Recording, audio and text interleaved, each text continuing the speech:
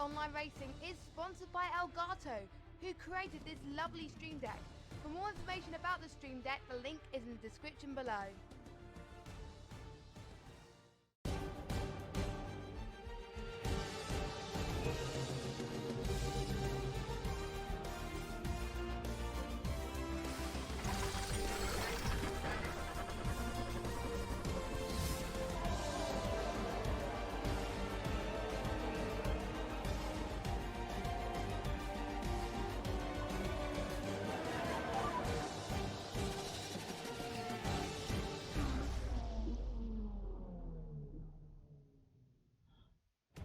Hello, good evening and welcome back once again to Apex Online Racing, where tonight we're into the final 3 rounds of Season 19 of the Hype Energy F1 Leagues on F1 2019. Round number 10 coming to you from the fantastic city of Montreal. It is the Canadian Grand Prix. For a lot of drivers, a very favourite circuit, and obviously it used to be called the Ile Notre Dame circuit until it was renamed the Circuit de Gilles Villeneuve in tribute of Gilles Villeneuve, who is probably one of the most famous drivers going just purely due to his exuberant driving style. This has also been the scene of Jenson Button's famous overtake on the final lap in 2011 in the longest race in history, despite having to make 6 pit stops during that race, and obviously the infamous Wall of Champions awaits anyone who's not careful through turns 13 and 14. 2.7 miles round, very quick circuit, quite low downforce as well, 3 DRS zones with only 2 detection points, so that's going to be very key going into tonight's race as well. What should be another exciting round of action here in AOR F1. Of course, we've got your usual 18-minute qualifying session to determine the grid, a 35 lap race distance here, just over 150 kilometres, and the longest section is that long run down to the chicane, just shy of 1,200 metres. We've also got the tyres as normal. We've got the soft, the medium and the hard compound tyre, but there is the possibility of a multitude of different strategies here. 2-stopper is seen as being the best strategy around here, according to few. 0.5 of a second between the soft and the medium, and 1.4 between the soft and the hard. And as we move on to the championship standings, you can see it's still Williams, Jim, Sven at the top of the standings. This is his first chance tonight to wrap up the championship here this evening. We will go through that very shortly. Lee Finley jumping up to 7th after his win last week in China, and Nolan moving up to 9th after taking P4 in China as well.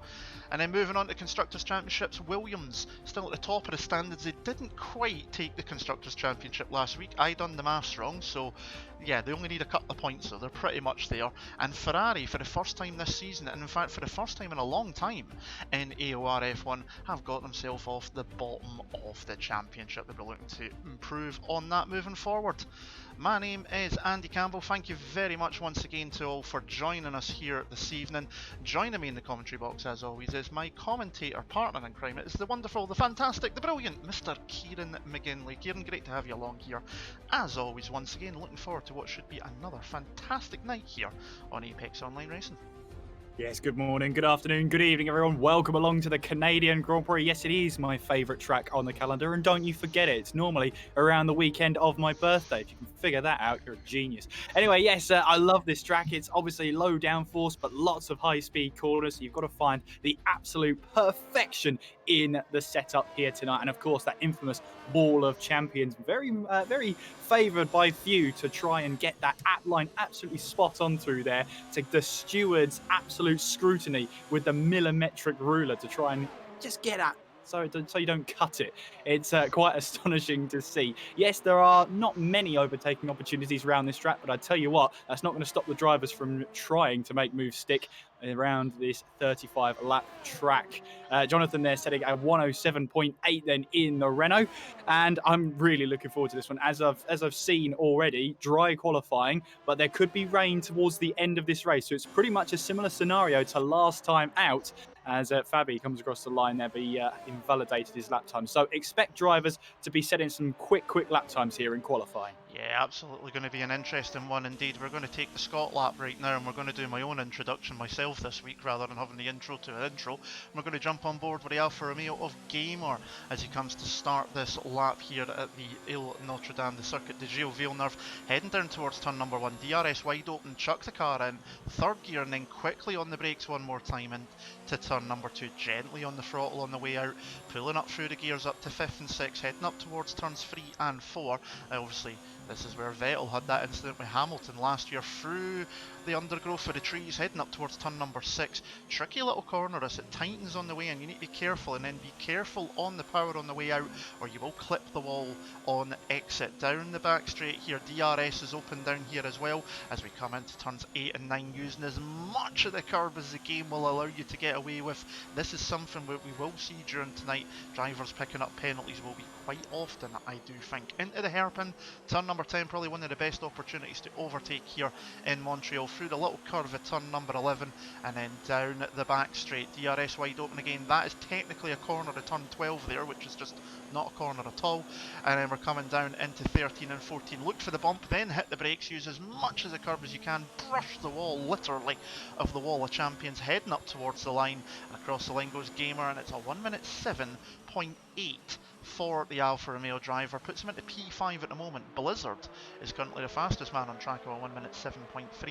With your championship leader Sven in second, Vasta Racer up in third, Jonathan in fourth, Gamer fifth, Surface in sixth, Danny MG in seventh, Prinez in eighth, Casper ninth, and Tactician, the only 10 drivers that have set a lap. Now you will notice as well there is quite a few drivers missing here tonight, which is obviously unfortunate. No Red Bulls at all. I do know that Joclat's still got a broken wheel, which is unfortunate for him. Not sure about Lewis, and I'm still trying to work my way through the field to figure out who the other 2 drivers are that are missing as well, but it's not coming to me right now. So maybe you know, Kieran, because I can't see it. Yeah, there's definitely a Renault missing in that line. That'll be it. Lamborghini, and I'm struggling to find the last guy. I think it's an Alfa Romeo we're missing. We've only got the one. That's right. It's Sparks. His wheels broken as well. So 2 people out with broken wheels, Sparks and Chocolate. That's it. I was speaking to him last night on Twitter because he actually done some commentary elsewhere and tagged me in it. So yeah, now I remember. There we go. So there you're missing drivers. 16 drivers though still means we still have quite a decent field here, even if it isn't quite the full field. As you can see, one Mercedes coming in, which is Tactician. The other one goes out, and that is Casper. 9th and 10th at the moment. Casper setting his best time on a set of the hard compound tyres at the moment as well. In fact, both Mercedes going out of pit lane actually, so that's quite a strange one. It looked like Tactician was just coming back in there, but this is going to be a very, very good race indeed for sure. Canada is usually very exciting. It's a track quite a lot of drivers do enjoy. There is obviously 1 or 2 who don't, obviously, but the quick nature of the circuit lends itself to a bit of a DRS train as well, but that will keep the field very close together. Absolutely, and if it was a dry race, then it could open up the opportunity of a 2-stop race, and it's one of the only races on the calendar where the drivers can actually feel confident in trying to go for a 2-stop strategy, because in most cases it's just as quick. The amount of time you can lose around here at the Canadian Grand Prix being on the wrong wear of tyres can be astronomical. It could be anywhere up to a second, and a second around a track you can go around in just over 70 seconds can bite you on the behind if you're really not careful. In normal conditions, the fastest strategy should be soft, medium, with the first pit window on laps 5 to 7, the second one being on laps 20 to 22. If you want to go for the 1-stop, you can. You'd have to start on the medium tyres and then change onto the hard tyres anywhere between lap 13 to 16. But there is a forecast of rain towards the end of the race, so I think it could be a 2-stop strategy with some adjustment in that middle stint. It'll be interesting to see whether drivers stick with the medium tyres or try and risk it by going onto the softs in the middle stint. We saw the rain come quite early last time out, and we also saw quite a bit of discussion and discourse about the last race there, Andy. Obviously, Lee Finley picked up his first top flight AOR win in his history, so he was ecstatic about that. But there was some discussion. Lots of people saying about the sportsmanship of Danny to let the win by, and others were saying he only did it for the championship. I mean, I'd love to get your view on this, Andy. I mean, I could see. I mean, obviously, I had a chat. I won't go naming names, but you probably know exactly who they are. Not in the horrible sense either. Saying that if it was going to be a sportsmanship move, that Danny should have done it as soon as he came out of pit lane, which I can see a certain context to that as well. The way I look at it personally is the fact that he even done it at all when he's in the fight for a championship was something special, and considering that the league racing community at times can be quite toxic, I think we need to look at any positivity as a good thing rather than trying to pick the bones off it. So Danny's in a championship fight, that cost him 7 points. It could make the difference going forward as well, but he thought about it and he decided that was the best course of action to do. And I say we applaud the fact that he even considered it in the first place, personally, but that's my opinion. And the other thing I was going to say, I was just having a look at the championship standings. If anyone has a mathematical chance still of winning this championship, Blizzard still has an outrank, I should say, mathematical chance to win this championship. He is 68 points behind Sven. Casper is 64 points behind Sven. And Vasta Racer is 56 points behind. They could all fall out of the title race here tonight. There was one more, who was Sparks, who was exactly 78 points behind the championship leader. But of course, if he was he's a no-show tonight, unfortunately, because of his wheel braking. So therefore, by the end of tonight, he will be out of the championship hunt. But that would mean he would have to win every single race and grab every single fastest lap, and that still wouldn't be enough because the other two drivers have many more wins. So he would have had to put in the drive of his career in order to try and clinch the title. Very rank outside odds, but unfortunately, Sparks is out of the championship. Blizzard, Casper, and Vasta Racer still with a mathematical chance. Yeah, still a mathematical chance, but obviously with the way the Williams pair have been going this season, it is almost down to a two-horse race. Sven, speaking of the championship leader, puts himself into provisional pole position. Now, you would have just seen there on stream Danny MG coming to the end of his lap and jamming the brakes on at the start and finish line in the middle of the track, which was a little bit strange as well. I thought he might have pulled a little bit more to the left-hand side. He obviously doesn't want to set a lap time on those soft compound tyres, it would seem. So maybe he's got a bit of strategy in mind that he's thinking of that we'll need to keep an eye on very much later on. Onyx has just put himself up into P3. Haas definitely needing some points there now. The new wooden spoon holders at the bottom of the Constructors Championship, with Ferrari jumping up after their first double points finish in, I think, almost 2 seasons nearly. I think it's been since Ferrari got double points in AOR F1. It's been a long time for the Scuderia, but it's great to see the resurgence that they're going through at the moment. We actually don't have, we've got Domi in as well instead of Liam Parnell as well, so Liam unable to make it too, so Domi takes his seat here tonight as well, but at least there is still 2 Ferraris out there on the track. We've got 6.5 minutes to go. Sven leads on a 1 minute 7.3, 6/1000ths of a second clear of Blizzard in second.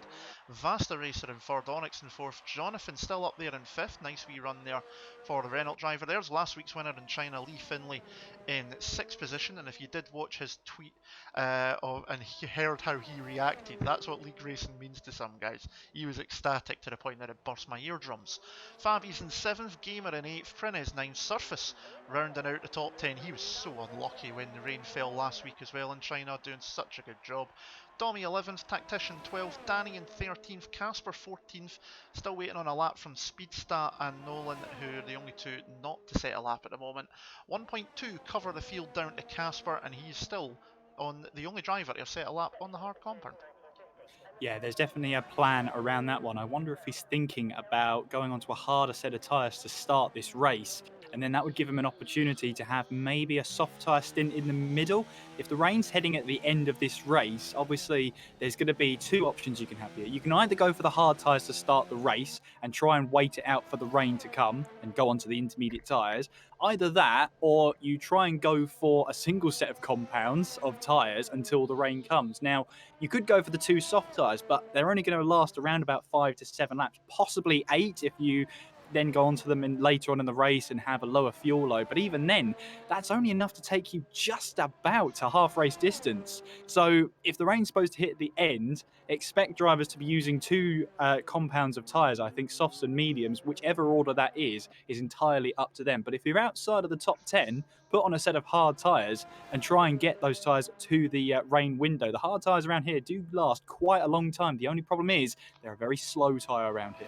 Yeah, absolutely. If it normal conditions, no rain expected, I would expect this to be a soft and medium race. You can do one stop, a medium to hard or hard to medium if you're outside the top 10, but again, those hard compound tyres in comparison are about 1.5 seconds slower than the soft compound, so you're losing an awful lot of time when you're on those ones. So the rain will certainly play its part. I think this is going to now be 4 races in a row as well, dating back to Australia, where we'll have had rain in the races. We had a completely wet race in Australia, remember. We had rain towards, through Germany as well. There was rain at the end of the Chinese Grand Prix that we rerun last week, and now we're expecting it here. So we're coming closer and closer into summer in real life, and yet the wet weather's starting to come along more and more within the game, which is strange to see. But it certainly puts an extra element into proceedings for us to watch, and for you guys watching as well. Thank you very much for joining us once again on this Sunday evening. Hope you're all keeping it well. We've got 3.5 minutes to go. Pretty quiet out on track at the moment. A couple of drivers just on the outlap at the moment. Interesting to see Danny and Casper on outlaps there on the medium compound tyre, as is Gamer. So I think we're about to start to see the last runs in this qualifying session. So we currently watch Casper the Dutchman coming through the chicane at the end of the lap as he winds up for his latest flying lap. Needs a good qualifying session here. He's had a few iffy races, getting caught out in a few positions as well. He certainly needs to do something if he wants to try and get third against Vasta Racer in the championship, or if things go wrong for the Williams pair, maybe even higher as he just clips the wall there, coming out of what was 3 and 4 in his latest lap, and he's turned the battery down now, so I think he's decided that one's not going to happen, so we will come back to him later. Danny running very wide through turn 9 there. But 2.5 minutes to go, still anyone's guess who can end up in pole position, but your championship leader is looking the man at the moment to beat.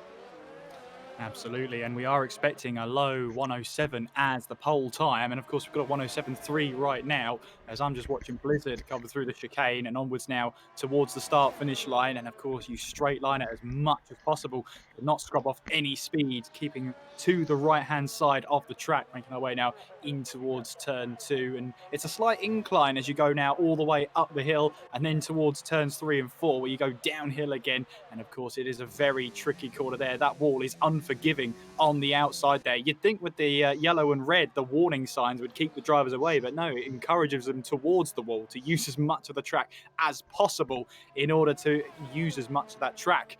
But yeah, it's a very narrow track here at Canada as we now make our way in towards that second chicane, now onwards towards the hairpin, where of course in 2008 Robert Kubica had that massive crash. In fact, it was 2007 because he won here then in 2008 as a sort of redemption drive, which was absolutely fantastic to see. And now you can see the two McLarens are working together here down the back straight towards 13 and 14, with Finley giving Blizzard, his teammate, a little bit of a tow down towards the chicane. The only problem is now he can't afford to mess up this chicane.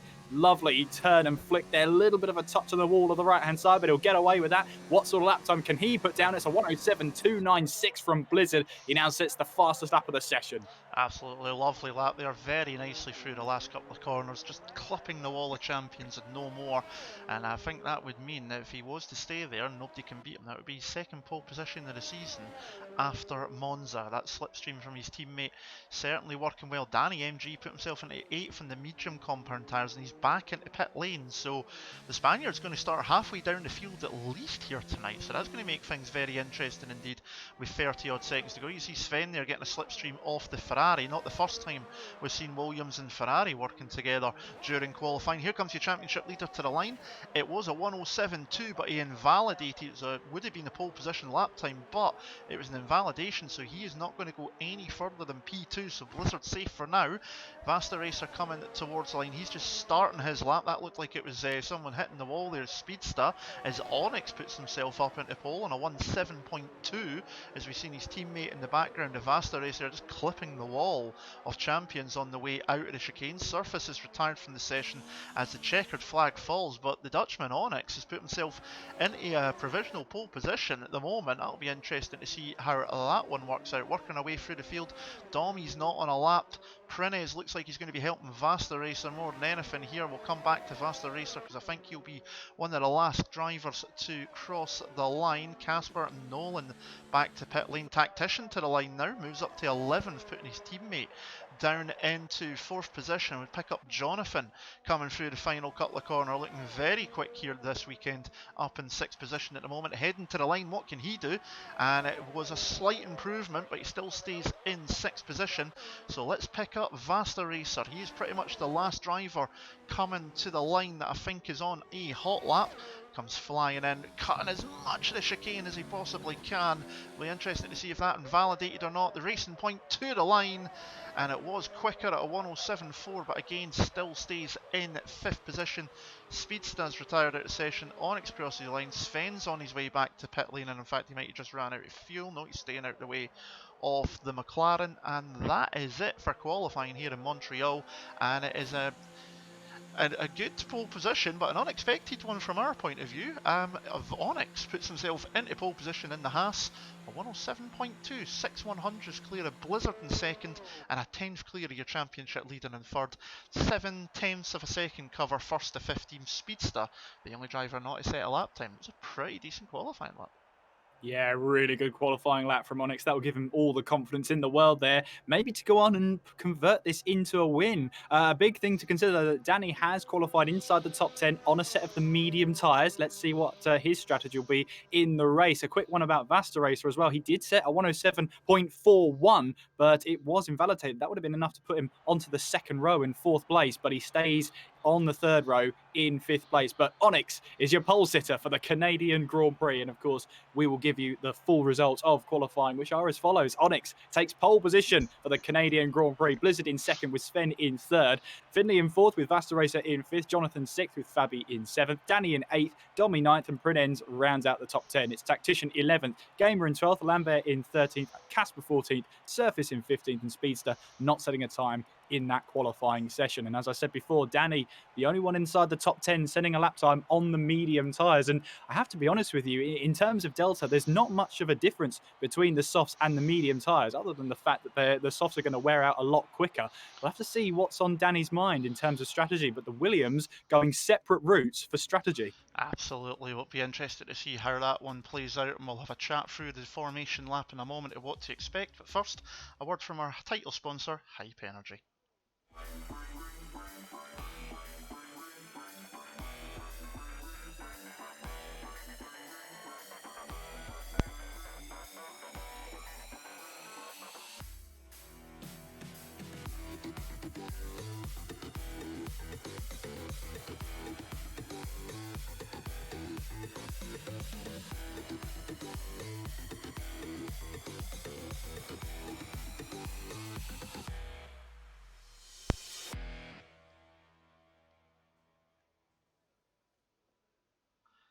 And we are back, and you can see pit lane at the moment looks very beautiful and decadent in its sunshine at the moment, but as I say, expecting some rain towards the end of the race, which is really going to throw the cat amongst the pigeons. You can see the Ferrari garage there nearest to you.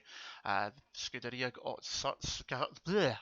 I don't even know what I was trying to say. Starting to get some form is what I was trying to spit out my mouth there, as everything tripped over. So we're hoping for more here tonight. But Onyx, the man on pole position as we head off onto the formation lap, Let's just have a look at the tyres that everybody's on and see what's what. So top 10 we know, everyone on softs except for Danny. We've got medium for Tactician, Gamer, Nolan, Casper and Speedstat. Surface has gone the opposite way again, just like he did last week in China. He's gone on to the hard compound tyre, so he's going to try something a little bit different, see if he can try and make use of the weather this time. He was so unlucky last week that it didn't come a lap sooner, or he would have been in absolute prime position. And obviously, as we are going through this lap at the moment, let's bring you up the strategy here for tonight. And as you see, and as we were saying, Kieran, possibility of a two-stopper.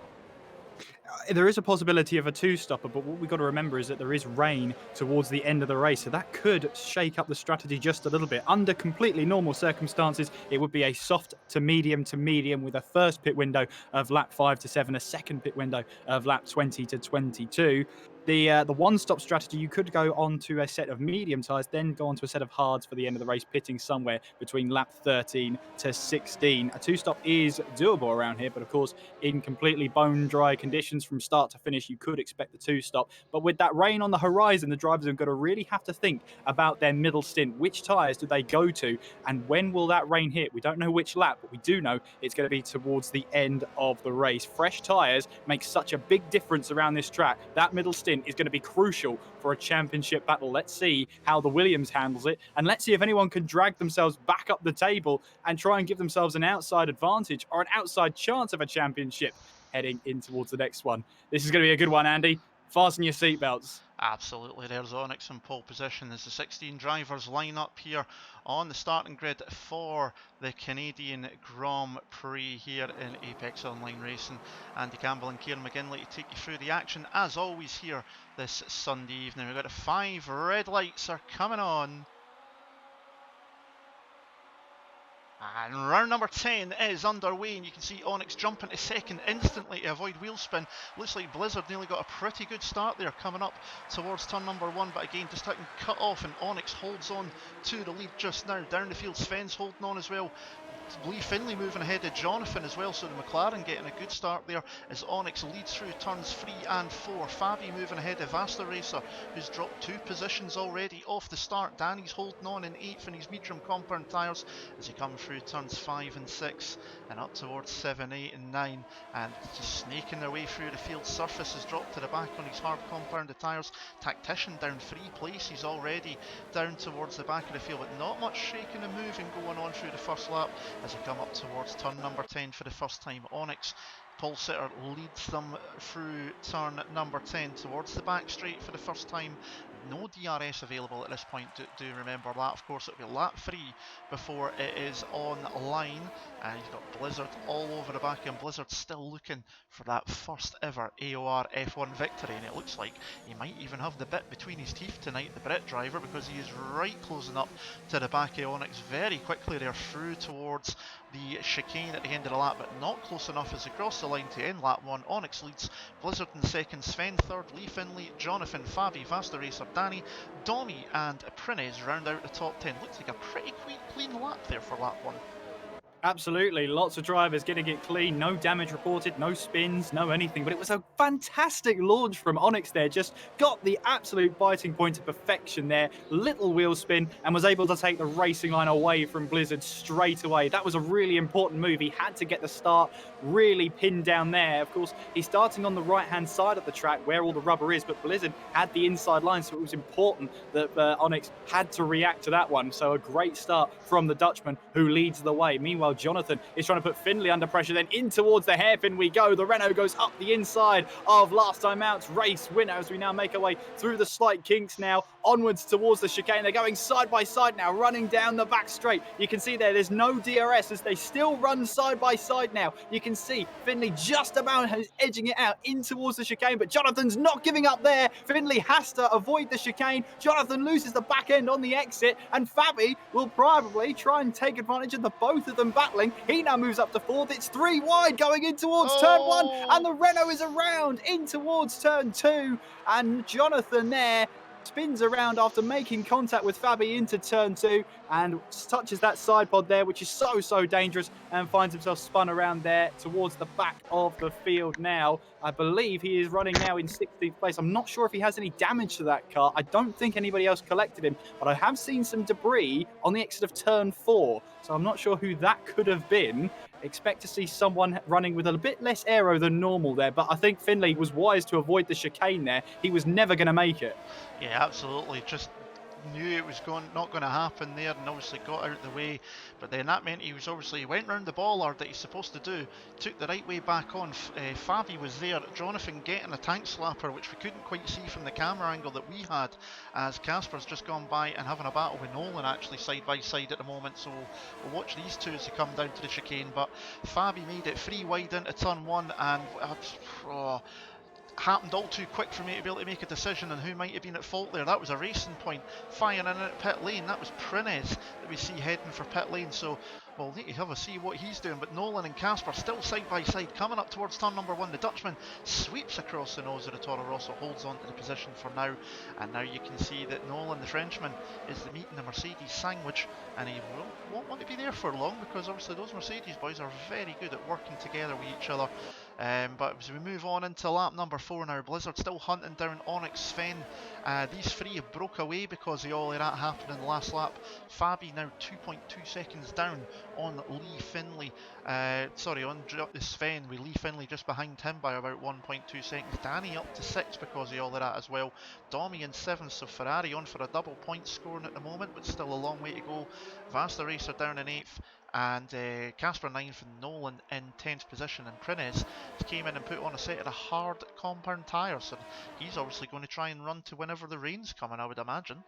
Yeah, he's not done that by choice. He had front wing damage on both end plates. I assume that was what the debris was on the exit of turn 4 going into turn 5, was a bit of Racing Point front wing. So that's not by choice, as Blizzard looks like he's made a move for Onyx then in towards the lead of the race, in towards turn 1. And Blizzard now leads at Canada. Gets a little bit sideways coming out of turn 2, but he won't care too much about that. Blizzard then leading the way as we make our way in towards turns 3 and 4. A pretty simple move with DRS up the inside, but he still had to make the move stick in towards turn 2. Such is the nature of the first couple of corners here, but Blizzard kept his cool and now takes the lead of the race. Absolutely good move there by Blizzard as he now tries to see if he can disappear up the road and just put a bit of a gap between him and the Haas driver behind.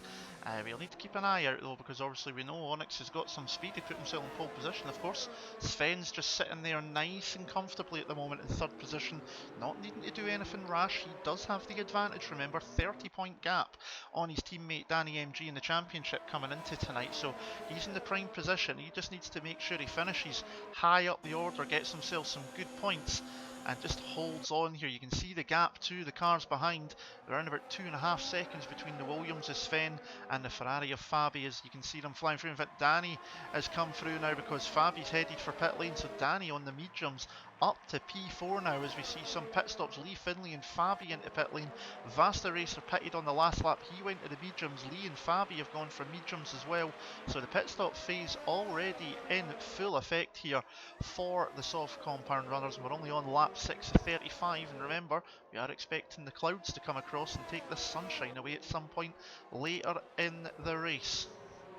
Yeah, Gamer getting a move on Speedster then in towards the chicane. Time that move to perfection, really, with the help of DRS down there. And I don't think Speedster made too much of a battle there with Gamer and took away what was at the time 11th place. It's now 9th place as they pass people hitting in. But Blizzard still leads from Onyx, and Sven is just biding his time. He's waiting to see what happens between the two up ahead. I wonder if he's going to try a little bit of an undercut and see if he can try and emerge back out ahead in this middle stint. I say the middle stint because we're assuming those that are going to pit in with that rain stint later on. Of course, it's such an awkward pit lane there as Onyx almost runs into the back of Blizzard. That's one of the characteristics of this track. If you're pitting in, but the car ahead and isn't, you're still trying to go full speed into the pits. You've got drivers braking for the chicane. It's a dangerous pit entry if you've not got your wits about you. And for Onyx there, that could have ended in a disaster. Luckily for him, he's got his front wing intact and he's got a set of medium tyres on his car. Let's see what he does now. Yeah, we'll see where he comes back out as well. He's obviously, if you can see the Ferrari of Fabi there heading into turn 1 and 2, so Onyx has managed to stay ahead of those who pitted earlier as Vasta Racer puts in the fastest lap of the race at the moment. And it is one thing that I want to keep an eye on there, because the undercut here can be quite powerful in some instances too, especially if you got drivers ahead on the soft compound tyres. They don't last very long, they will go off very quickly, and it does mean that the undercut can be an extremely powerful tool around here. So Onyx deciding he wants to be the first of these lead three to come into pit lane. He wants to try and jump ahead of Blizzard and retake the lead of the race once the pit stops come into full effect. I'd imagine at least one of these two, Blizzard and Sven, should be in the pits this time by. In fact, they're both heading straight for pit lane. We're on board with a Williams, getting it slowed down to the 50-mile-an-hour pit lane speed limit, coming from 200 down to just 50 to avoid picking up a penalty. We're sees now as Danny MG takes the lead of the race from Casper, Nolan, Tactician and Gamer and Speedstar. We're going to follow and see what happens. Where is Blizzard? He is still ahead, so let's jump with Blizzard and we'll see where he comes out in comparison. I think Onyx has got the jump on him. You can see the Haas ahead. Easy jump there.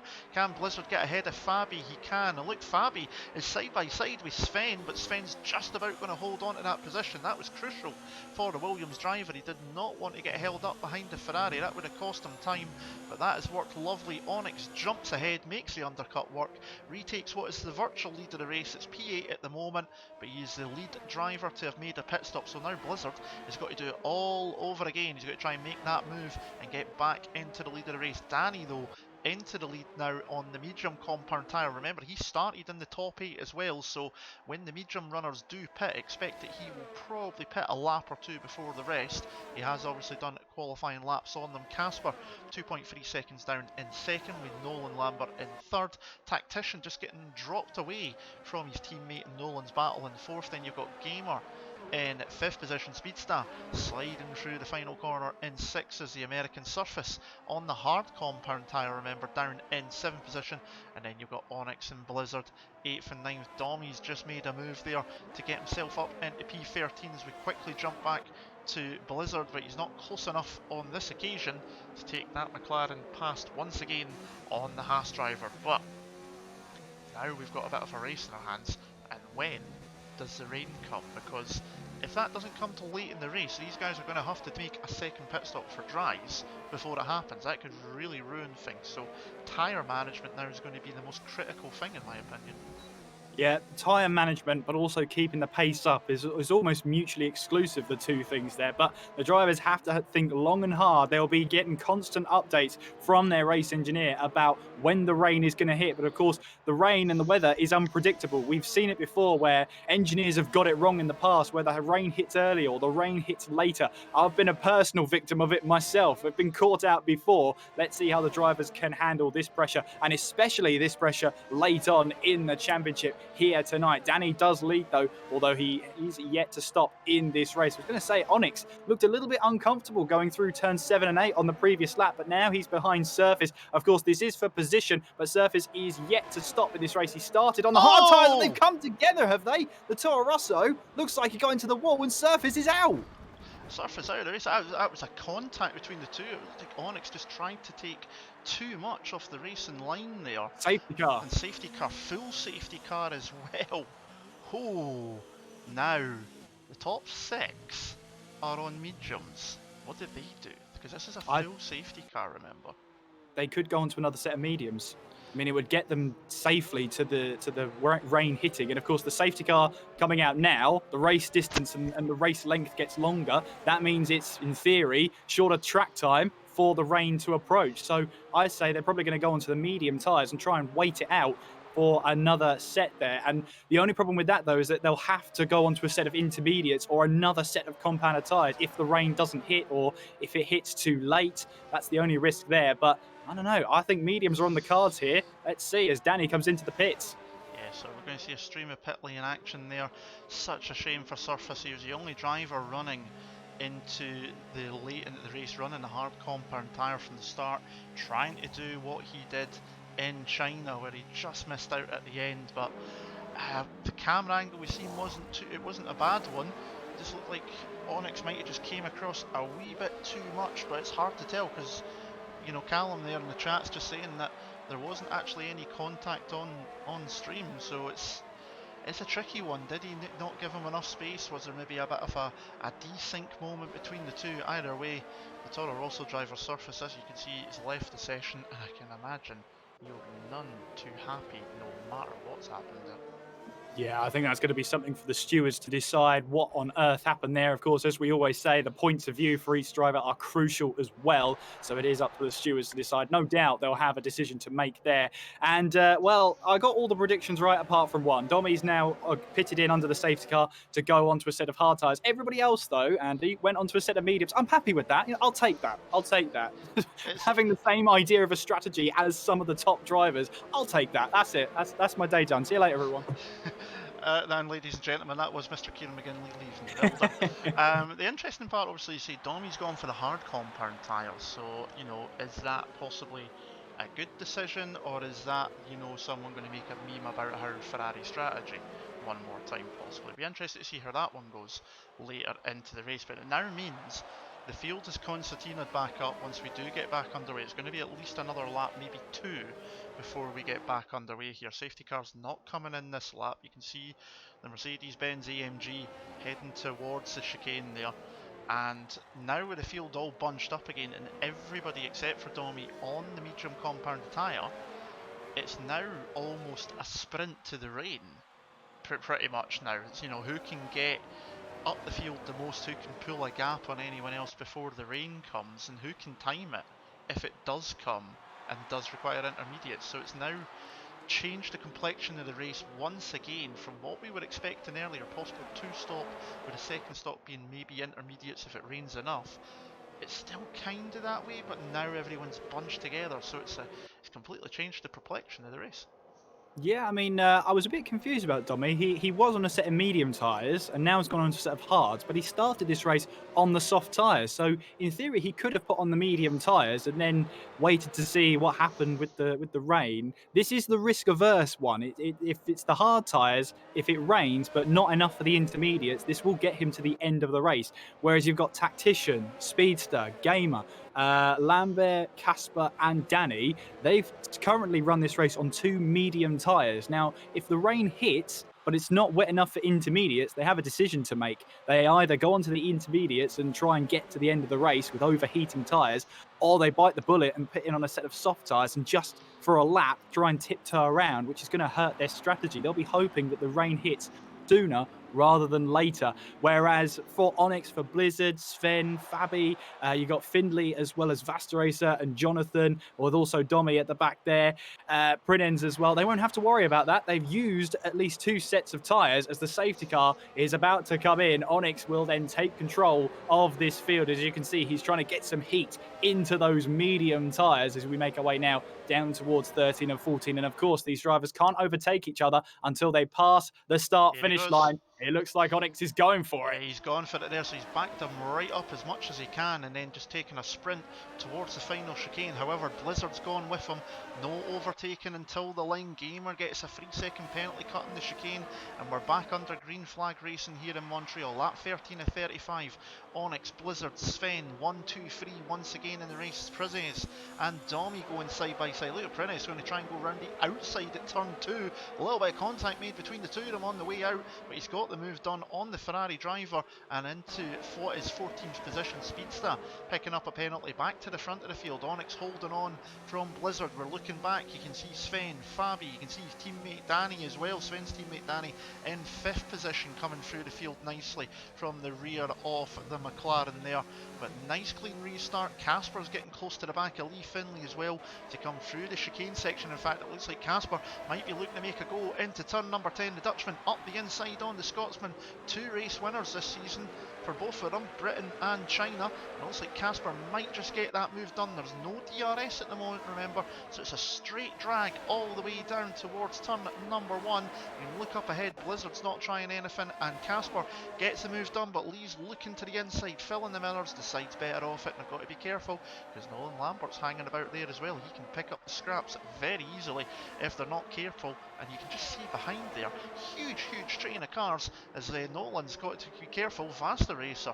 Looks like he might just make a move as well. And it's getting very congested from about 7th downwards at the moment. Up the front though, the top 3 just slowly already starting to pull away. Nearly a second over Fabi. Danny, well, El Matadoro, he needs to get past here quickly.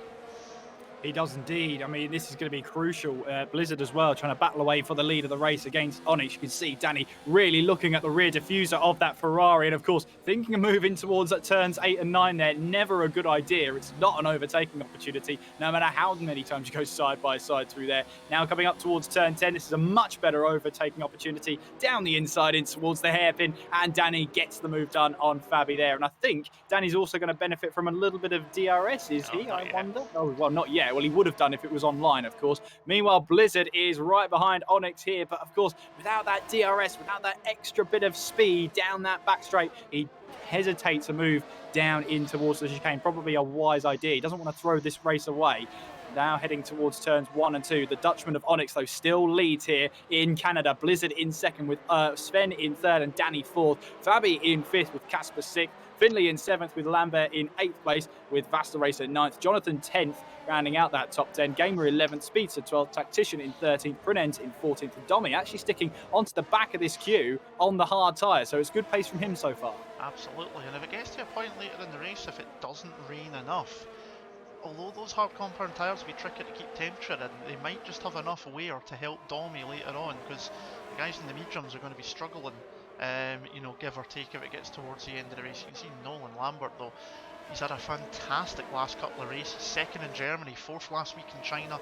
He's all over the Chinese Grand Prix winner Lee Finley, now heading into the hairpin at turn 10. Look at that, pretty much almost pushing the McLaren through the hairpin. DRS is now enabled. Lee's going to have none of it. He's 2 seconds behind on Casper, so this you would imagine should be a pretty easy slam dunk here for the Toro Rosso driver in towards chicane. The turn 13 and 14 comes back across to take the racing line, and the Frenchman is through, and he's now going to have DRS to help him get away from Lee Finley. Remember, the detection point is before the hairpin at turn 10, but you get DRS down towards 13 and 14 and down towards 1 and 2. It's one detection point for 2 zones, so it's very, very useful, and it is very encouraged for drivers who want to try and get the move done before they get to the chicane, because then they've got the advantage of doing the DRS as well to avoid getting repassed into turn 1. So working very nicely there, and Lambert up into P7 and already nearly a second clear of Lee Finley. I think the Scotsman's struggling round here tonight. He's already dropping behind nearly a second, so not looking too good for him at the moment.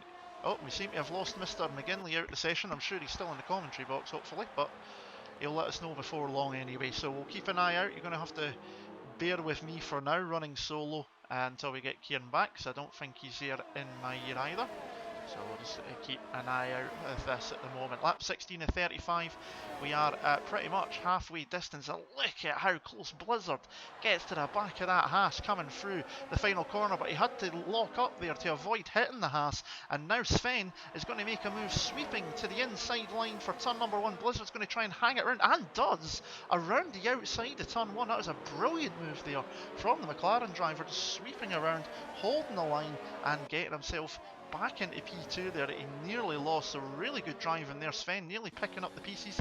Blizzard gets a penalty there. Vasta Racer has gone by on Lee Finley. Lee is starting to really struggle. Prines sneaks by on Tactician. Domi holding on to the back of these guys as well, doing a really good job on the hard compound tyre. Lots of action through the field. You can see from Lee in 9th down to 15th. That is a huge train that's ongoing at the moment, and I can imagine Vasta Racer, who's at the front of it, is going to pull away a little bit from Lee Finley, because the Scotsman does seem to be struggling here tonight. We pick up with Casper, looking at a bit of a half-hearted move almost there, onto the back of Fabi into the chicane. Doesn't get the move done there. Now Danny's on the back of his teammate coming down towards the chicane as well.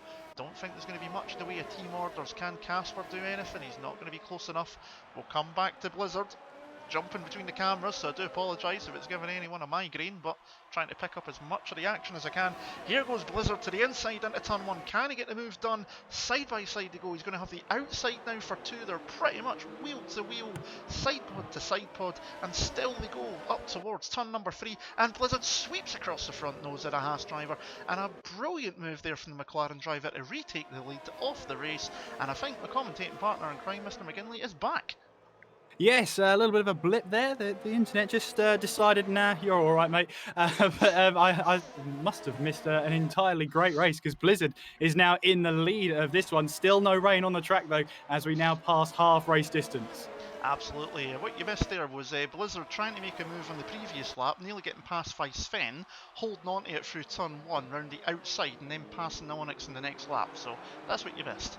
Quite a bit. Oh, so I missed the lead for pass for the lead of the race. Yes. Right. Okay. Right. Good. Meanwhile, further back then, battle for 11th place. In fact, for 13th place is heating up there. Speedster not getting a great exit out of the hairpin here. DRS train all the way now down towards the chicane. You see Jonathan making a move on Vasta Racer now in towards the chicane. He gets that done before the braking zone, and the Renault now moves up to 8th place with Vasta Racer falling to 9th. The only problem is now the Vasta Racer doesn't have any DRS. It's only one detection point throughout that third sector. Fabi, meanwhile, battling away with Casper as well to just jump around the grid even more in towards 3 and 4. Casper with a move then to get past the Ferrari, but doesn't get a great exit though. That was a lovely move though, round the outside, swept right the way round and now holds it up towards 5 and 6. Lovely stuff from the Dutchman there. That's not the first time we've seen him in AOR F1 making some good moves. Remember Monaco last year, he was passing everyone left, right and centre going up towards Massenet and Casino Square. And another lovely move there from him, and he's going to try and disappear off. Meanwhile, Sven has got himself up the inside on Onyx into the hairpin. That's for P2. Blizzard's got himself out of DRS detection zone. He's sprinted away.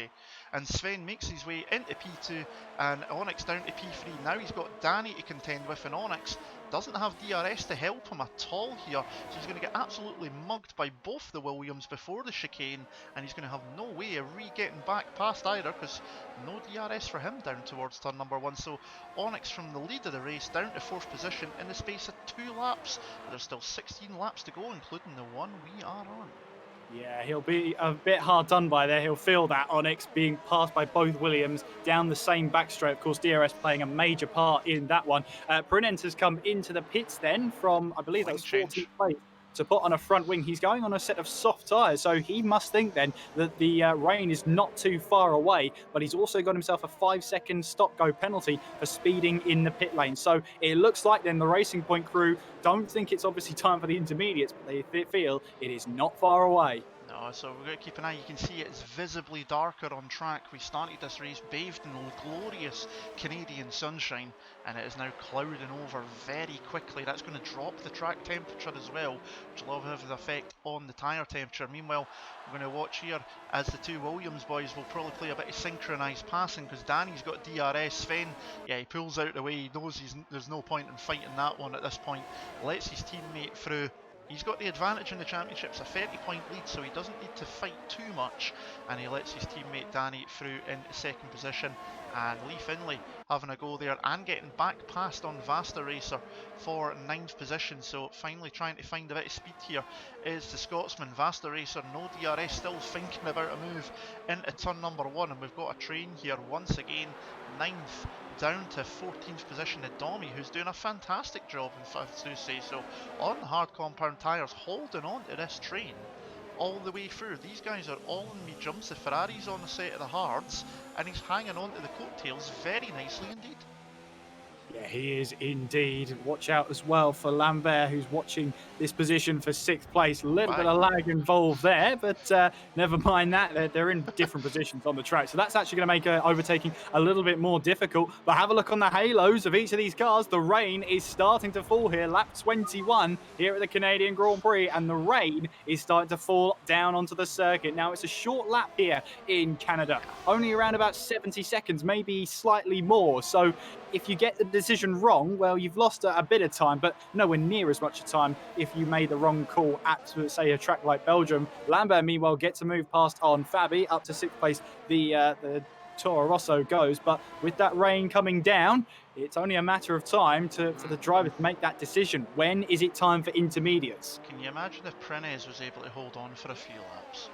Oh my, that could have been an interesting one indeed. Just wrong time, just like Surface last week. Nolan getting by, meaning we don't need to look at baby cars anymore. As Vasta Racers in the wall.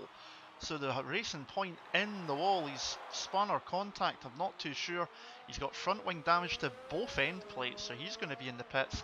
He's getting an expensive day for the racing point team, but it might work out because if he puts a set of inters, he's now got nothing to lose really. He might as well. The rain's coming down pretty quickly. I'd take a gamble, to be perfectly honest. Prix back in, he's gone for intermediates as well, so I think we're going to start seeing pit stops very, very shortly indeed. And Blizzard has been caught. Remember, he was about a second clear a few laps ago, having got by on Onyx. He's now been caught. Danny's within 3/10 of him and closing under DRS's Gamer. And Lee Finlay have just gone by Lee Finlay. And look at that, Blizzard and Danny both into pit lane. Sven gets a 3-second penalty for corner cutting, and because he was the second car, he's had to carry on and do another lap, which could be the absolute worst thing for him. No, dear, it's the same law. Sven getting a little bit wayward there on the exit of 1. The rain has changed instantly here, and now Sven has to go about 3 kilometers, maybe even more than that, around a track that is getting worse by the second. That will certainly come back to bite him then. Blizzard will get onto the intermediate tyres as the first of the leaders there. Danny rejoins now, and this is a case of these drivers could catch Sven on this lap. This is a disaster for the Williams driver. Absolutely, he's just lost 5 seconds against his best Sector 1 time. That's how much he's struggled already through there. He's really losing hand over fist. You can see Onyx sweeping to the outside there, heading up towards 6 and 7. The gap's about 12 seconds at the moment. Watch that gap between Blizzard and Sven come down in buckets. Absolute buckets that's going to come down on. The fact that obviously Danny and Sven were so close meant that if Sven pitted, he probably would have lost just as much time waiting on the double stack. So he had to take another lap. He didn't have much of a choice in it. But his only advantage now is he's got a long straight, but he needs to get that car slowed down coming into pit lane. Let's just see if he can manage that actually. We'll jump on board, watch the wheels lock up here. He's having to brake so early, look at that. Keeping it in 8th gear, and he gets it slowed down, but he had to really get off the brakes there. Normally you're absolutely tanking it into pit lane there and jamming the brakes on. No luxuries there for the German. Your championship leader is going to fall down the order like a stone. Blizzard retakes the lead, Danny in 2nd, Onyx in 3rd. Casper's got himself up into 4th position at this point in time. 10 positions gained for the Dutchman. Fantastic stuff from him. He's just been picking his way slowly and methodically through the field, and the rain's worked nicely for him. Nolan Lambert up in 5th position. Another good run for the Frenchman as well here as 2. Fabi in 6th position. Jonathan in 7th. Sven's came back out in 8th position. So now the gap between him and Blizzard is it's only 10 seconds. Can he reel any of that in? He's got 6 cars before he even gets to the front. Yeah, I wonder if staying out an extra lap, obviously hindsight is always 20/20, but would the double stack have actually cost him as much time? I don't think it would have, you know. Yes, it takes a little bit of time with the double stack for the team to get ready with a second set of tyres, but at the same time, would he have lost as much time as he did there? I mean, he was losing about 5 seconds in the first sector alone. I think he would have just lost that in the pit lane altogether. A virtual safety car's been deployed. Ooh, that's interesting. What's that for? So, I'm going to skip through. Well, Prinen's has front wing damage. I wonder if that's just to clear the debris in the first sector. I mean, Prinen's and Vasta Racer have not had great races so far. They found the walls. They've been in a bit of the wars here with the walls here at Canada, but they're just trying to keep the cars in good stead. I think that's to clear debris in turn 1 because we've got a bit of front wing off of Prinen's, but just as soon as we're under VSC conditions, we're now back under full course green. Yeah, absolutely. I think it was Prins. He did have wing damage. We jumped to him there. He had a missing end plate on, I think it was his right hand side. So it definitely must have been for that. Blizzard though's got a good jump at the end of the virtual safety car because he was on the exit off the corner, whereas Danny was still in the middle of the corner. Speedster and Domi into pit lane. Now, what are they guys doing? They've gone for some wing changes. It's a fresh set of inters, so I'm wondering if there's been some contact between those 3. With Prines coming off the worst of it, possibly, because they've just came into pits. They've not put on a set of wet tyres. They've gone for another set of intermediates. So I'm wondering if there was maybe a bit of a three-way scrap going on, and the Prines came off worse, and the 3 of them all ended up with wing damage, and that's why we had the VSC. But either way, we are back underway. Lap 25 of 35, so we've got 10 to go when they cross the line this time by. Blizzard leads by 8 times, 9 tenths of a second from Danny in 2nd, Onyx in 3rd, Casper up in 4th and Nolan Lambert in 5th. Meanwhile, down the field you can see Jonathan in the background there just looking, filling the mirrors off the Ferrari of Fabi over 6 and 7s. Looks like he's got a much better exit, but he's got a bit of a tank slapper on the way out as well. He's got the battery turned up on the ERS management system. Does he fancy a move down the inside? He does. The Ferrari's really squeezing him though. Left him just enough space and not even any more. That was it. That was the difference between a cigarette paper, that one. It was so close. Jonathan has to hold on to 7th for the moment. All that's doing though is letting Sven catch them up very slowly indeed. He's still 9.8 down, so it seems like the rain has kind of stabilised things a little bit. It has, and Danny will be hoping to try and find a way past Blizzard and almost try and take Blizzard's first top flight win away from him. Onyx is also proved to be quick in the dry, but you know, all of these drivers, I would say, have all got dry setups though, so they're all in the same boat. They're all struggling in these conditions to make these setups work, and that will be the problem here. They'll have assessed the situation. More than half the race will be dry. Here goes Jonathan, meanwhile, down the inside, in towards the hairpin here, lunged it down the inside, locked up the brakes as well, but he's got the move done, and Fabi, in fairness to him, saw him coming and left the door open, and Jonathan now moves up to 6th place there, taking that position away and moving up a position. His next target will be Lambert, who's 5.1 seconds up the road. Domi, meanwhile, gets away past Speedster, but expect those two to be battling for 13th place for a majority of these final few laps here. You can see, well, I'm on board with the sort of rear diffuser of Domi there, and Speedster's front wing came perilously close to obviously taking my eye out, but there we go. Domi, meanwhile, runs a little bit deep in towards the hairpin here, but that's to help with his exit out of the hairpin. And you can see there, Domi thought that one through and now can try and get the exit and the speed away from Speedster. And Speedster, of course, only has the slipstream, no DRS in these treacherous conditions at this moment in time. But lap 27 out of 35, it is Blizzard who leads the way ahead of Danny, and Prinens has retired from the race in Sector 2. In fact, we're coming up to the instant here. He has lost it big time there, and another safety car deployed under that. But that is a huge crash there for Prinen.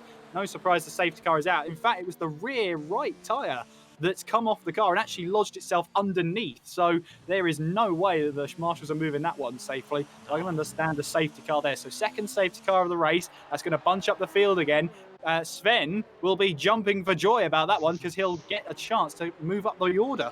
Absolutely, that was a big accident to have the rear wheel come off the car. That's not something you see very often. It's normally the front wheels that will come off, but that's the rear wheel lodged underneath the floor of that racing point. So he's probably lost it on the curb, but just getting a bit on the power, maybe a bit too much, and the rear ends just swapped ends on him and smacked the wall and put him across the track. But Prinez becomes the second retirement after Surface got dropped out of the race earlier on. Tricky to tell if there was contact between him and Onyx. It took him out into turn number 1 or not. We'll need to wait and see how that one goes.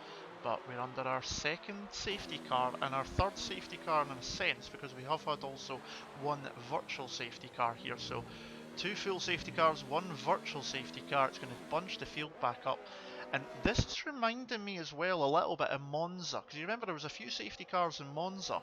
Who was leading that race on course for his first victory in AOR F1 and got beat in the last couple of laps? Blizzard. Surely not again. Surely not. Well, I'm having a look at the race director here. Blizzard does have a penalty and then 2 further warnings, so he's got to be really careful heading into these last couple of laps. Danny is on 2 warnings, I believe, both picked up in the dry period there, although lap 1 warning could have been a contact warning. We've got Onyx, who's also on a penalty and +1 warning, so he has to be careful. Casper on 2 warnings, but again, lap 1, that could have been a contact warning. We've got Lambert, who's on a penalty +2 warnings. So we'll have to keep an eye on all of these. Meanwhile, Jonathan has a 3-second time penalty for something earlier on. He's also on 2 warnings. So a lot of warnings going about here for these drivers. The thing and the trick will be, keep it inside the white lines, and you could take the win for this one. And, well, coming into the last few laps, those timing sheets at the checkered flag will go haywire. We won't really necessarily know who's going to be leading this race or winning this race until all the cars have passed the checkered flag at this rate. It's quite possible. I mean, we did know coming into it, it was likely that penalties could play a part in some of the standings, because obviously you really do take liberties with the curbs through some bits, 13 and 14 especially. To get the best line through there, you're almost straight lining it, which means you're using an awful lot of curb. It's very easy to pick up a warning. Many corners like that as well, very easy to do. So no surprises to see multiple warnings and multiple penalties throughout the field. Certainly something that will come around as we get to the end of the race. Lap 29 of 35. We are under our second full safety car of the evening. Blizzard leads from Danny MG in second, who started down in 8th position, having qualified in the set of medium compound tyres. Onyx was your pole sitter, he's down in 3rd at the moment, with Casper in 4th position.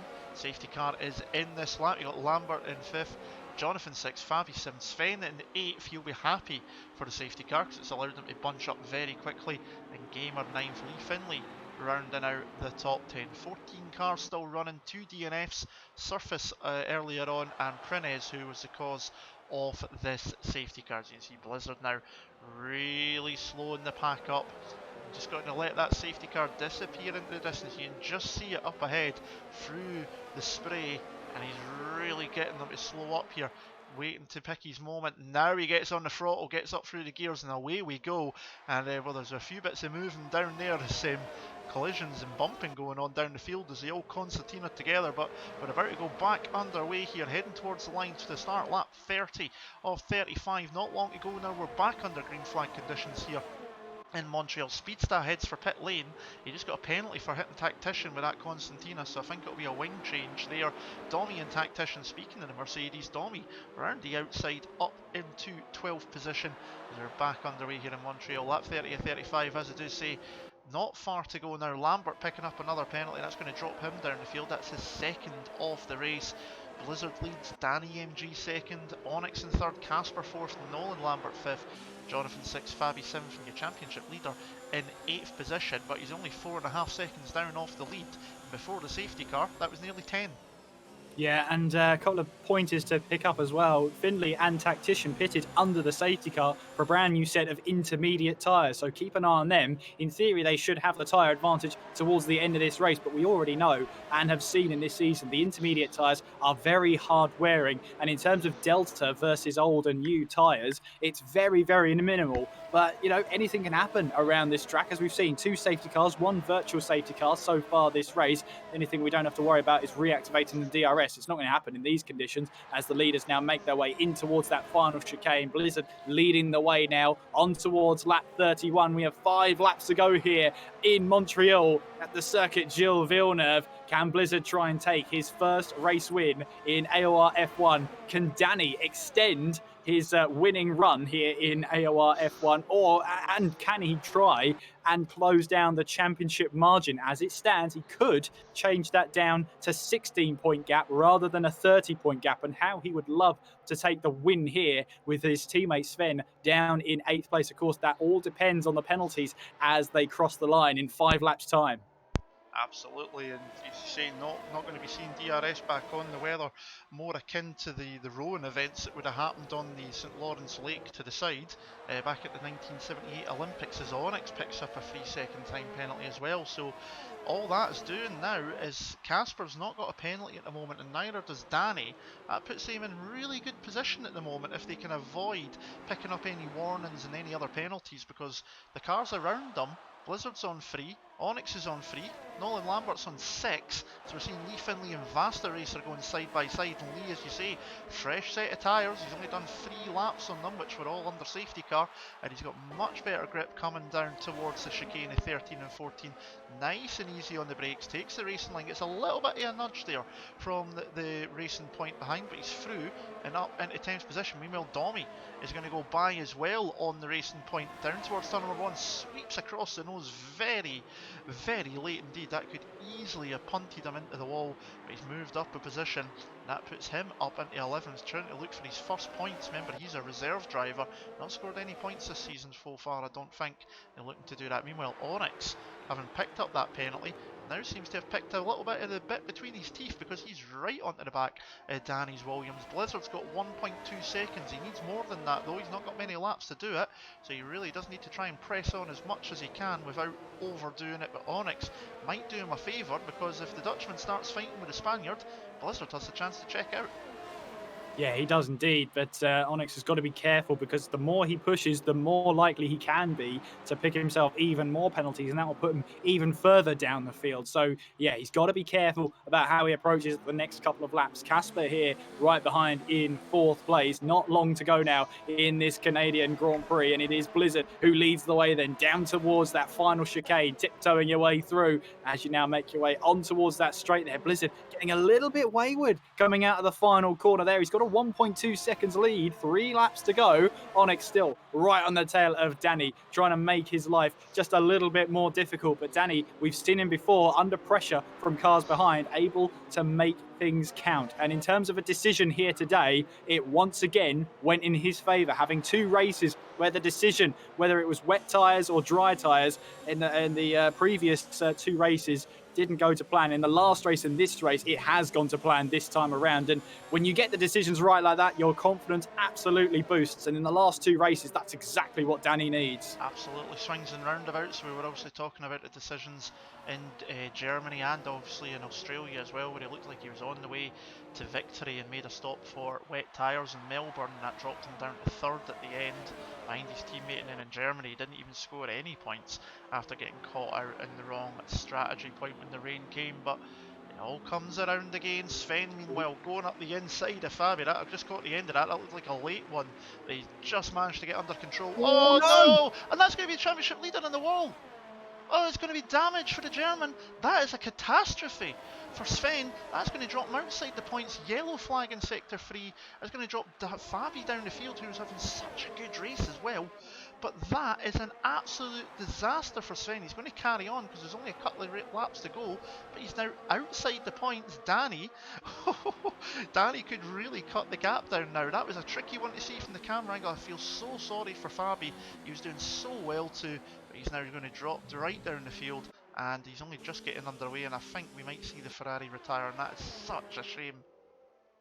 Yeah, absolutely. We won't have a clear picture of that one until it goes to the steward's office. But what that will mean is Danny now has a chance to cut this gap down to 5 points. If he can take the race win here with Sven outside of the points, can you imagine that? 2 races to go, the gap between them, 5 points. What a chance that would be for Danny. But he's 1.9 behind Blizzard. He won't do it with this pace at this moment in time. Blizzard just has to try and keep his cool for 1 more lap. In terms of penalties, though, well, we might as well try and figure them out at the line, as is such is going to be a hectic final lap here at the Canadian Grand Prix. I told you it was my favourite race of the calendar. I don't lie about these things. This has been a great race. Absolutely, and it looks like Danny might be about to pick up the PCs here unless Blizzard can have a fantastic last lap or something happens.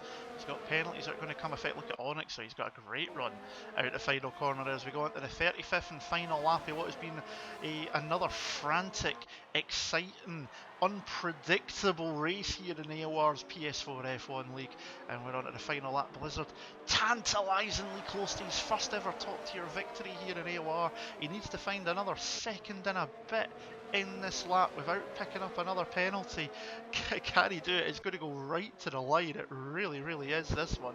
Be interested to see what happens, but Onyx is keeping Danny very honest at the moment. There goes Blizzard on his way under the bridge towards turns 8 and 9. I'll keep an eye and see what happens as they come towards the line for the final time. But it might not be enough because Danny's still there and he's still within range. There's only 2 major braking zones to go.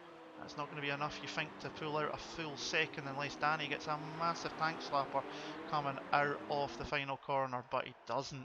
So coming down the river to the left hand side, the rain on the track has been more akin to rowing here tonight in the latter part of the race. Blizzard through the final couple of corners he goes.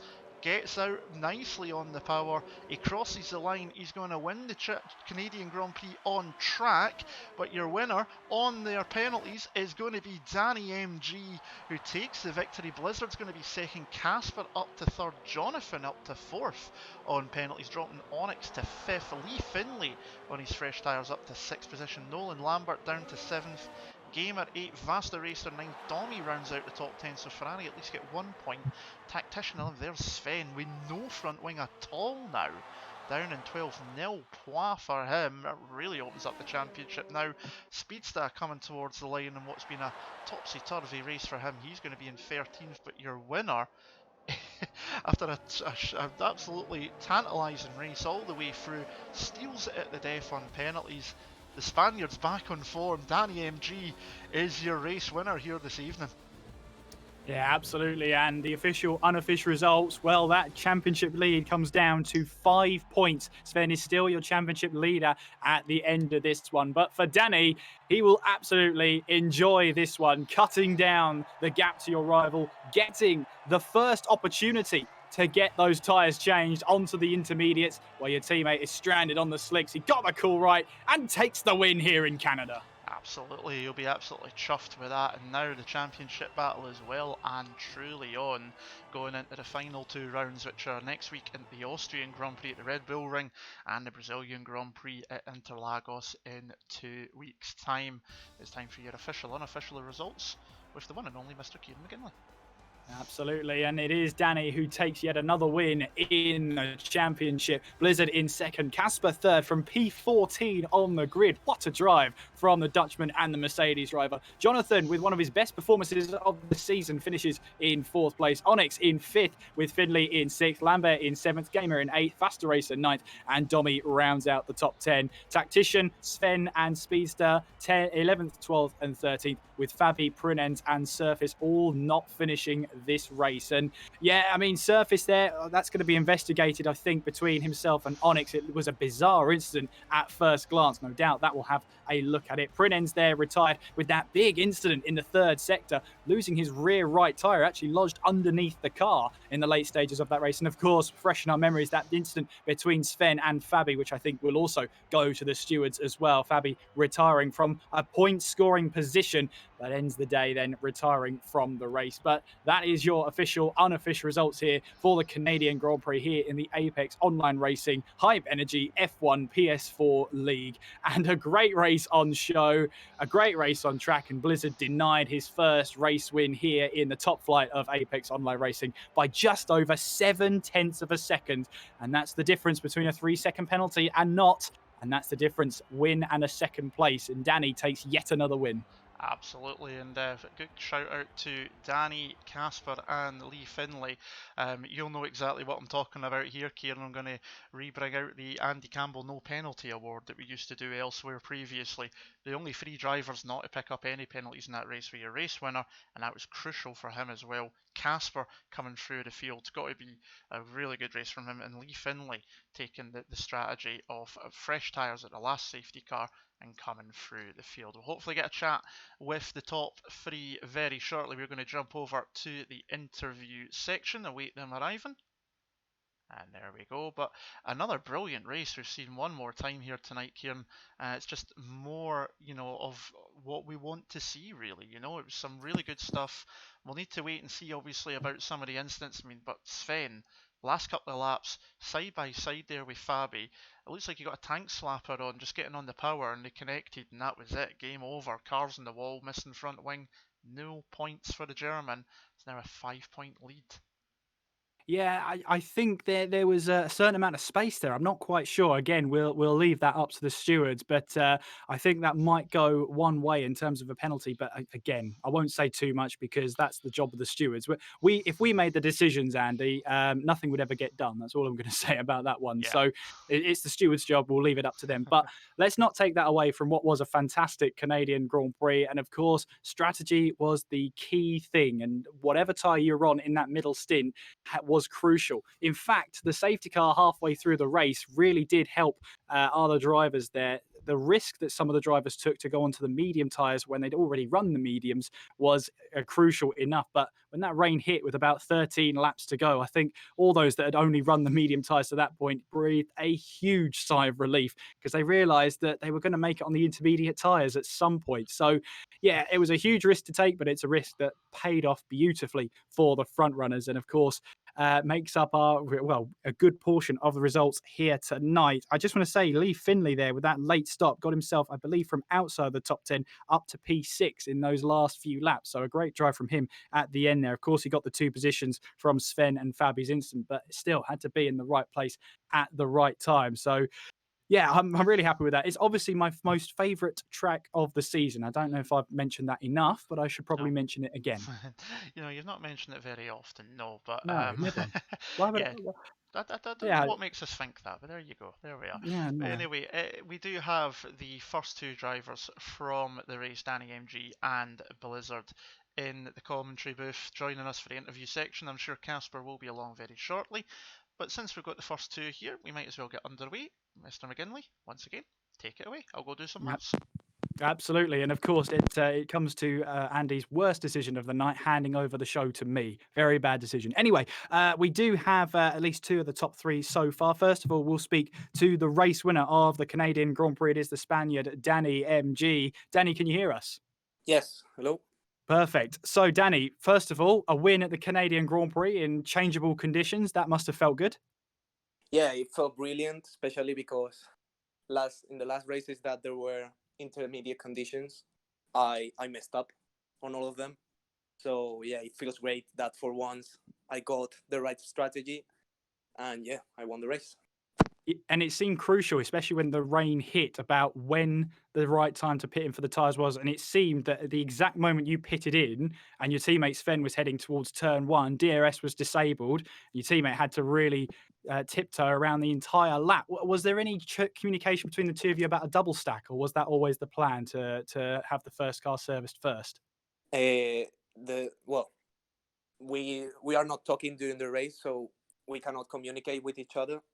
But I knew I needed to be in front of Sven before the pit stop, because if not, I would have to double stack, or what Sven did, go for another lap. So I knew when I got out of the pit lane, I was behind Onyx, behind behind Onyx, behind Sven, and I knew I had to overtake those 2 guys to pit in front and not get held. I don't know why I still got held in the pit lane. I don't know how, because I'm the Williams. It didn't let me out, so I lost like 2 seconds. But yeah, it feels great. Yeah, and of course, the 2 safety cars as well. Obviously, you went onto the medium tyres at the first safety car. You all started the race on the mediums as well. So just talk us through that process there. What was your idea for an original strategy? My idea was to not make any pit stops, go onto the intermediates directly from the mediums. But as the safety car came out, I knew I had to go into the pits for new mediums, just to wait till the rain. And that would have been a bit nip and tuck, because by that point, the medium tyres, or your medium tyres, I think the track changed about lap 21, lap 22. So the medium tyres would have been hanging on by a thread there. Were you confident that you could have made it to the end, or at least to that stint? Yeah, I was confident because on Friday I did another race, and mediums could last easily. Well, easily no, but they could last like 25 laps. So I knew I could wait till it rains with the medium tires. And it always helps when you have the confidence on your side as well.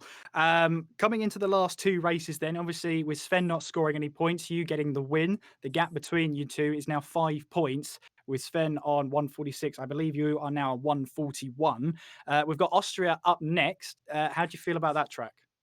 Well, the last 2 races are probably 2 of my best tracks in the game by far. I love Austria and I love Brazil. I've always won in Brazil. So I'm hoping to win again and win on both tracks. And I think the championship gap is 4 points because I got the fastest lap as well. I didn't actually check that. That would be a good one to check. I'm sure Andy will come up with that one. He does all the maths. That's why I don't do it, you see. If that's the case, then Yeah. That's not often I get him on the spot. Anyway, we'll have a check on that one as well, Danny, of course. But if it is 4 points or 5 points, it's massively close between the two of you now. A first place and a second place could decide this in the last two races. Yeah, it feels great because before this race it was a 30-point gap, and yeah, I knew something like this could happen, and yeah, I'm lost for words. I'm really happy. Excellent stuff. But yeah, obviously, you said to the both of you don't speak in races now. Was that always the case, or is that a new thing? Yeah, it's always the case. It's always the case. I was going to say, I thought, oh, should I create false drama or not? No, but if it's always the case, then that's fine. But obviously, now with two races to go, both teammates, and I think Andy's going to confirm something tonight in terms of the team one for the second time in a row. We'll have to wait and see, though. But obviously, yeah, with such a close championship, my final question to you tonight is, do you think you can win it? Yes, I think I can. There you go. That's all we needed to hear. Well, Danny, thank you very much for taking the time to talk to us. Congratulations on your win, and we'll see you again in Austria. Thank you. Good evening. And we'll come to the second place driver at the Canadian Grand Prix, missing out on a top flight win by just 0.7 of a second. It is Blizzard. Blizzard, your second time with a second place this season. How does that feel? Honestly, this time I'm quite disappointed because I just made so many mistakes this race, which cost me that win. Like getting the penalty, and I had wing damage for half of the race as well. So I'm quite disappointed with it. Obviously, it's a good amount of points, but yeah. Yeah, and when it comes to it, I think you're just about, yeah, I'd say you came into this one with a mathematical chance of winning the championship, 68 points behind. I have to break the bad news to you that you're out of the championship hunt. But however, a great race here in Canada. Obviously, it was time penalties that took away your first top flight win. Just whereabouts were those time penalties being picked up? Turn 5. I Yeah. got like 4 of them there, 4 warnings. Yeah, turn 5 is not a great one. Yeah, I think. Oh, it's turn 6, isn't it? It's the first.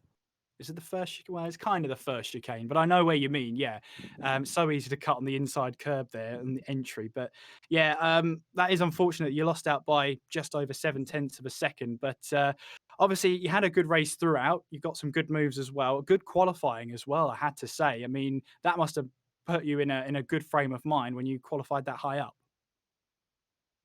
Yeah, it did. My lap was quite scruffy, but for qualifying second with it, I was quite happy and confident that I could have the pace to win. And we normally see you sort of not disregard qualifying, but we've normally seen you outside of the top 10 to try and take advantage of a different strategy. What was the difference this time around? This time round, I knew my qualifying pace was good enough that I could qualify high enough that it would be better, unlike in Germany, because my qualifyings are just really bad in Germany. Yeah, and of course you went on to the soft tyres as well. Obviously, we had the recommended strategy on the screen. Did your strategy look anything like that? The soft, medium. Obviously, with the rain involved, it was always going to be a bit difficult. But was your strategy really changed by the safety car, the first one? I can't remember where that was, but I don't think it changed it at all because I was committing to do soft medium to the rain for the entire race. Okay, so yeah, that wouldn't have made a difference. But yeah, obviously, when it came down to it, the rain was a key factor, and it just really seemed to change as soon as you guys came into the pit. You must have felt happy that you got the call absolutely right. Yeah, I was happy because well, I've made a lot of good strategy calls this season actually, but I was starting a different position, so a different strategy. So I thought I might mess up, but actually, this time I decided to trust Jeff 100% this time. Brave thing to do, yeah. Well, qualifying second place, finishing second place. So, well, on record, you've held your position. So, heading to Austria next time around, how do you feel about that one? I think I can get his podium there. I'm happy with the track. I like my pace. It's going to be a DRS train, so if I get bad qualifying, then it's probably not going to be a podium. But I think I'll get a good qualifying. Normally, I'm quite consistent at getting good qualifying to Austria. And where do you hope to finish in the Austrian Grand Prix then? Third, probably. Aim high, Blizzard. Aim high. But a podium. Say a podium. There you go. That would sound much better than. See, anyway, well, good luck in the Austrian Grand Prix. Congratulations on your second place. Unlucky that it wasn't a win, but enjoy the champagne, and we'll see you in Austria. Thank you. And last up in the commentary booth with us is, of course, Casper, third place in the race from, I believe, P14 on the grid. So a fantastic race for Casper there. Casper, are you with us? Yeah, I am. Oh, it's a bit laggy. Are you? Is everything all right? Or sounded a bit laggy. I think. Are you there, Casper? Hear me. Yeah. It sounds quite laggy on our end. I don't know if that's coming through or whether that's just me. I'm getting it as well. He's Okay. trying to come in and out. Let's see if this works. Let's see if this works. Casper, are you with us? Hear me? It's still a little laggy. It's quite bad. I think for this week we're probably, just for considering the quality there with it, probably best to leave the interview at that point. We thank you for coming along, Casper, but you sound like a robot. It's the easiest way I can put that one, my friend. So we'll leave that one there, but thanks very much for dropping by. We'll hopefully speak to you again very soon, though, buddy, but thanks very much for dropping in anyway. And we'll leave the interviews at that, I think that'd probably be the best thing to do. Oh, you cut my interview section short without me doing an outro. Oh, that's a shame. Anyway, Andy, back to you. Yeah, you got your outro still. An intro to an outro, though. That's the difference. Exactly. We don't do things by halves here. Anyway. We do not. Danny was correct. He did get the fastest lap of the race by 1/100th of a second from Lee. So it was very, very close indeed. I had to double check it, but he is correct. So championship standings are: Sven is on 146 points still, same as he was when he came into tonight.